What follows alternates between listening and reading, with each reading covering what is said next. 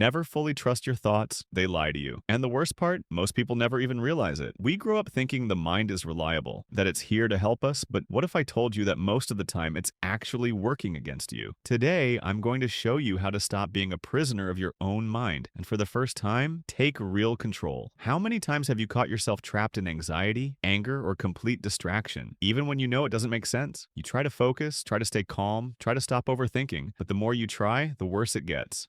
It's like your mind has a mind of its own.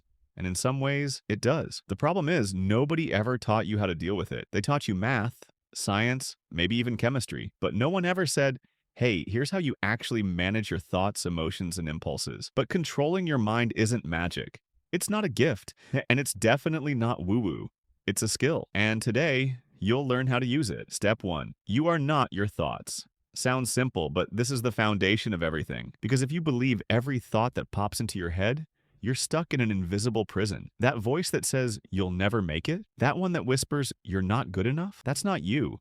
It's just a pattern, a mental habit you've repeated so many times it became automatic. Your mind is like a muscle and it takes the path of least resistance. If you keep feeding fear, fear grows. If you keep feeding doubt, doubt takes over. Which brings us to step 2. You need to train your attention. Training your attention is like lifting weights for your brain. And the fastest way to start is with the 3-second rule. Here's how it works. Anytime you notice your mind drifting into worry, distraction, or negativity, stop, breathe, count to 3, then gently bring yourself back. That's it, just 3 seconds. Do it throughout your day, while you're eating, walking, talking. That's the workout. And the more you do it, the more you realize you can choose where your attention goes.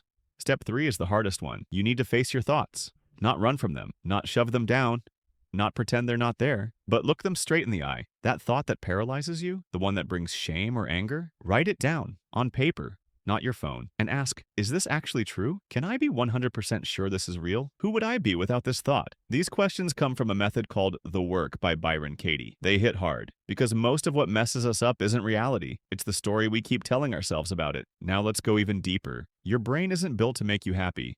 It's built to keep you safe, and it uses 3 main tools to do that: fear, repetition, and distraction. Fear keeps you from doing anything uncertain. Repetition keeps you stuck in old beliefs.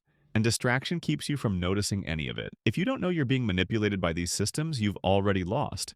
But if you do, then you can start changing everything. Step 4 is about creating space. What does that mean? It means stopping automatic reactions. You get a rude text and you want to lash out. You read a nasty comment and suddenly feel worthless. Someone criticizes you and you snap back. Creating space means putting a pause between the trigger and your response. Breathe, wait, choose, don't react. Respond. That space is where your freedom lives.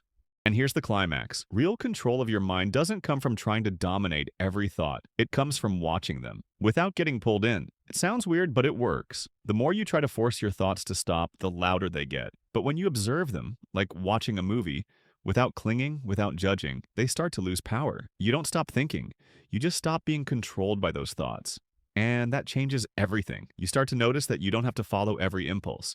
You don't have to believe every idea. And most of all, you don't have to live on autopilot. Your mind starts working for you, not against you. Quick recap. You are not your thoughts. Train your attention with the 3-second rule. Question your thoughts instead of avoiding them. Create space between triggers and reactions. Watch your mind like a movie, not a script you have to follow. These are the 5 pillars of controlling your mind.